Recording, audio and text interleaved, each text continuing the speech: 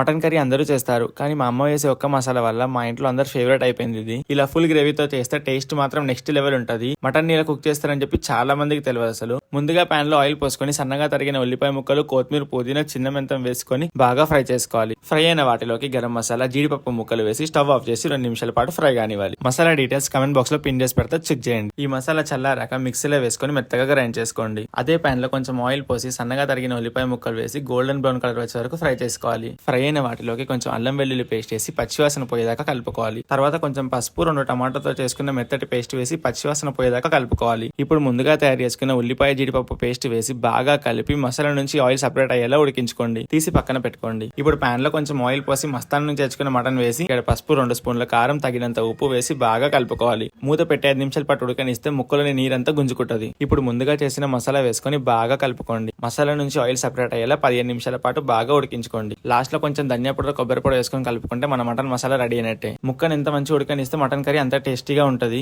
మీరు కూడా మేము చెప్పే స్టైల్లో ట్రై చేశారనుకో ఈ సండేని ఇలాంటి జబర్దస్త్ మటన్ మసాలా తినొచ్చు. అలా ఒక్కొక్క ముద్దకు ఒక్కొక్క ముక్క నంచుకొని తింటే ఉంటారు చారి గారు. సూపర్ అసలు.